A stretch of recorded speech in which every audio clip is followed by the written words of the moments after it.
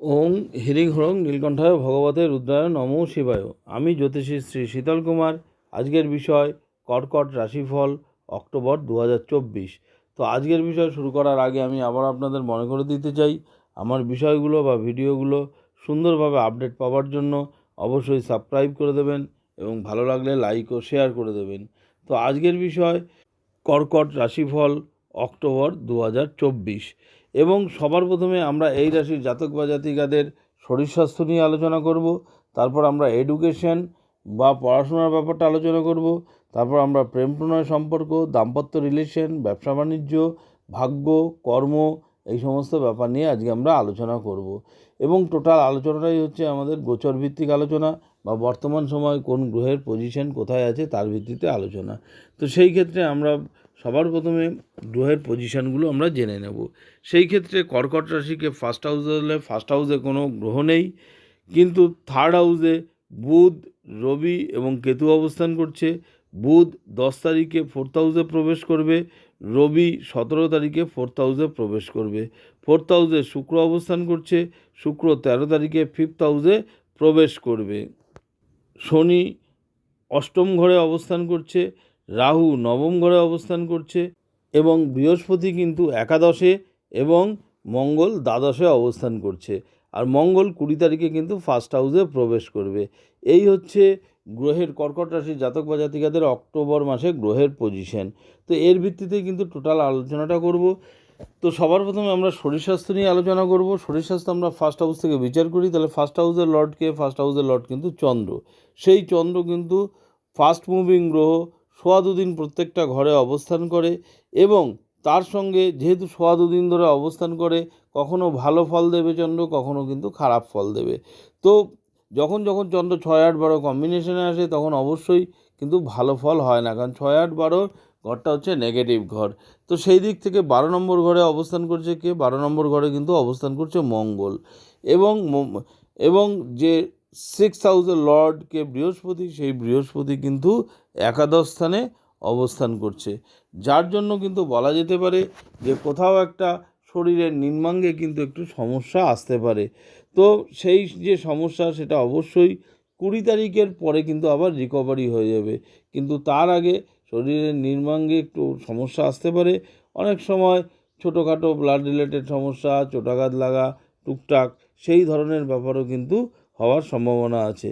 তো যাই হোক, সেই নিয়ে অত বেশি চিন্তা করার ব্যাপার নেই, কারণ বড় সেরকম সমস্যা নেই। আর 20 তারিখের পরে কিন্তু আরও শরীর স্বাস্থ্য কিন্তু বেটার হয়ে যাবে। এরপরেই আমরা এই রাশির জাতক বা জাতিকাদের এডুকেশন বা পড়াশোনার ব্যাপারটা নিয়ে আলোচনা করব। সেই ক্ষেত্রে এডুকেশন আমরা ফিফথ হাউস থেকে বিচার করি, তাহলে ফিফথ হাউসের লর্ডকে মঙ্গল, সেই মঙ্গল কিন্তু কোথায় অবস্থান করছে? দ্বাদশে অবস্থান করছে। তার মানে এই যে মিডিল স্ট্যান্ডার্ড পড়াশোনাটা যে আমরা আলোচনা করি, তো সেই ক্ষেত্রে কি দ্বাদশে গেছে, তার মানে কোথাও একটা কনসেন্ট্রেশনের কিন্তু অভাব কিন্তু দেখা দিতে পারে।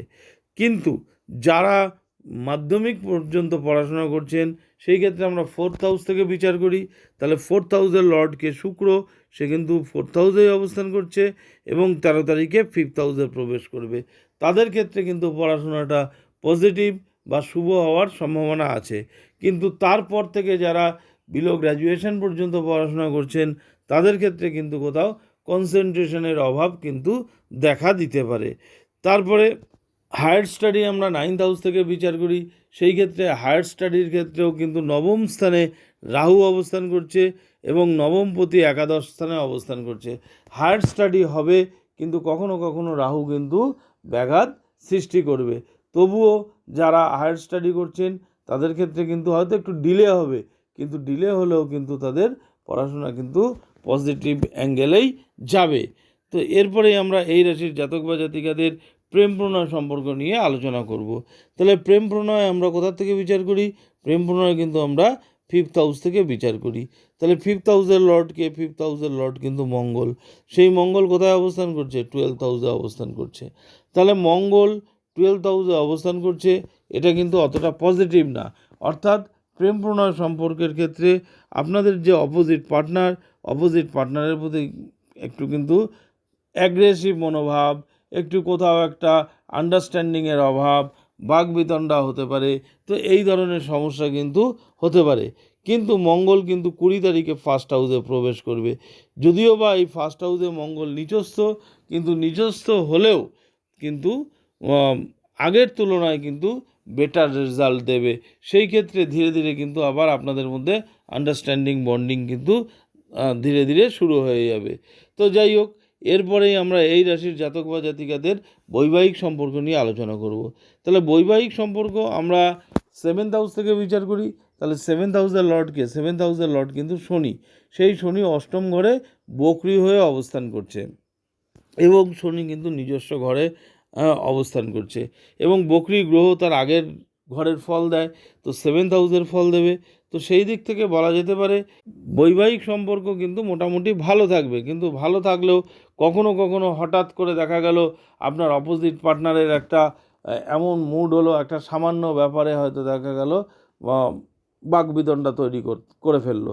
তো এই ধরনের একটু কিন্তু সমস্যা দেখা দিতে পারে, কিন্তু ওভারঅল দেখতে গেলে কিন্তু রিলেশন যেটা সেটা কিন্তু বেটারই থাকবে।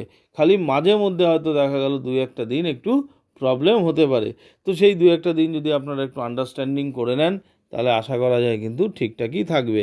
তো এরপরেই আমরা এই রাশির জাতক বা জাতিকাদের ভাগ্যের ব্যাপারটা নিয়ে আলোচনা করব।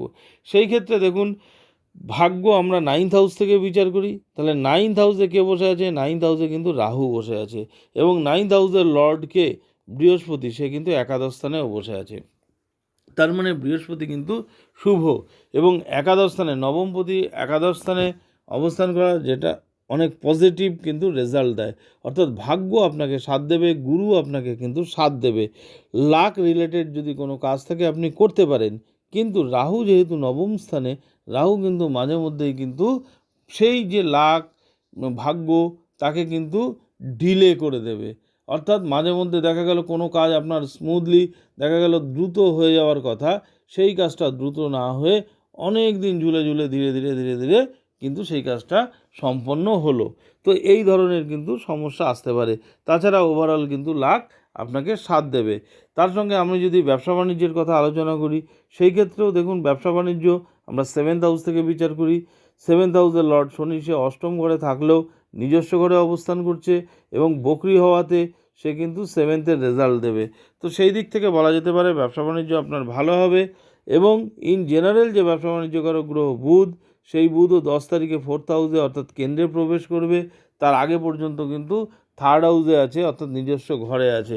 তো আপনাকে একটু দৌড়ঝাঁপ করতে হতে পারে, কিন্তু দৌড়ঝাঁপ করতে হলেও কিন্তু আপনার ব্যবসা বাণিজ্য কিন্তু ভালো হবে। তবে মাঝে মধ্যে একটু কিন্তু প্রবলেম কিন্তু দেখা দিতে পারে। হঠাৎ হঠাৎ করে যদি পার্টনারশিপ বিজনেস করেন, সেই ক্ষেত্রে দেখা গেল পার্টনারের সাথে হঠাৎ করে একটু কন্ট্রোভার্সি হয়ে গেল। তো তাছাড়া ওভারঅল দেখতে গেলে যে ব্যবসা বাণিজ্য মোটামুটি ভালোই হবে। এরপরে আমরা এই রাশির জাতক বা জাতিকাদের কর্ম বা চাকরি বাকরির ব্যাপারটা নিয়ে আলোচনা করব। তো সেই ক্ষেত্রে কর্ম বা চাকরি বাকরি আমরা 10th হাউস থেকে বিচার করি। তাহলে 10th হাউসের লর্ডকে, 10th হাউসের লর্ড কিন্তু মঙ্গল। সেই মঙ্গল কোথায় অবস্থান করছে? সেই মঙ্গল কিন্তু 12th হাউসে অবস্থান করছে। 12th হাউস কিসের ঘর? 12th হাউস কিন্তু খরচার ঘর। 12th হাউস কিন্তু বিদেশের ঘর। তো সেই দিক থেকে বলা যেতে পারে যারা বিদেশি কোনো কোম্পানিতে চাকরি করছেন তাদের ক্ষেত্রে কিন্তু পজিটিভ রেজাল্ট দিতে পারে। যারা বিদেশে চাকরি করছেন তাদের ক্ষেত্রেও কিন্তু পজিটিভ রেজাল্ট দিতে পারে, বা যারা জন্মস্থান থেকে দূরবর্তী স্থানে চাকরি করছেন তাদের ক্ষেত্রেও পজিটিভ রেজাল্ট দিতে পারে। অর্থাৎ তাদের কিন্তু কর্মের উন্নতি, কর্মের সাকসেস কিন্তু হতে পারে। কিন্তু যারা গৃহের কাছাকাছি অবস্থান চাকরি বাকরি করছেন, সেই ক্ষেত্রে কিন্তু একটু প্রবলেম হতে পারে এবং সেই ক্ষেত্রে কর্মস্থানে কিন্তু একটু সমস্যাও দেখা দিতে পারে। এবং যে কর্মকারক গ্রহ যেমন দ্বাদশ স্থানে, সেই সঙ্গে শনির ধাইয়াও চলছে, যার জন্য কিন্তু ওভারঅল কর্মস্থানে আপনার যে বস আছে তাদের সঙ্গে কিন্তু একটু আর্গুমেন্ট হতে পারে, নানা কারণে মতভেদ হতে পারে, প্রবলেম হতে পারে। এবং কোথাও একটা আপনার যারা বস থাকবে তাদের কিন্তু নজর আপনার ওপরে থাকবে। এই যে আপনার ওপরে নজর থাকবে, আপনার কাজের প্রতি নজর থাকবে, আপনার খুদ বের করার একটা চেষ্টা করবে। তো এই কারণে আমি বলবো অবশ্যই আর্গুমেন্ট বা কোনো তর্ক বিতর্কে যাবেন না। আপনি নিজস্ব লক্ষ্যে স্থির থাকুন, দেখবেন ধীরে ধীরে কিন্তু প্রবলেম শর্ট আউট হয়ে যাবে। তো যাই হোক, এটা বেসিক্যালি গোচরজনিত ফলাফল। আমি আরও ভালো প্রেডিকশনের জন্য অবশ্যই আমাদের যে জন্মকালীন যে ছক আছে জন্মকালীন যে ছকে দশা অন্তর্দশা চলছে বর্তমান সময়, সেইটা ফলো করা দরকার এবং বিভিন্ন গ্রহের পজিশানগুলোও কিন্তু দেখা দরকার। তার সাথে এই গোচরজনিত ফলাফল যদি কম্বাইন করে আমরা ফলাদেশ করি, তাহলে সেই ফলাদেশ কিন্তু আরও ভালো হবে। তো যাই হোক, আপনারা কিন্তু অবশ্যই মঙ্গলের বীজমন্ত্র জপ করবেন। মঙ্গলের বীজমন্ত্র জপ করলে কিন্তু আপনারা যথেষ্ট সুফল পাবেন। তার সঙ্গে আপনারা সন্ধ্যের দিকে বা রাতের দিকে কিন্তু চন্দ্রের বীজমন্ত্র জপ করতে পারেন এবং তার সঙ্গে রবিরও কিন্তু বীজমন্ত্র জপ করতে পারেন। তাহলে কিন্তু দেখবেন ধীরে ধীরে এই সমস্ত সমস্যা কিন্তু সলভ হয়ে যাবে। তো যাই হোক, আমি আগেও বলেছি, আবারও বলছি, আমার বিষয়গুলো বা ভিডিওগুলো সুন্দরভাবে আপডেট পাওয়ার জন্য অবশ্যই সাবস্ক্রাইব করে দেবেন এবং ভালো লাগলে লাইক ও শেয়ার করে দেবেন।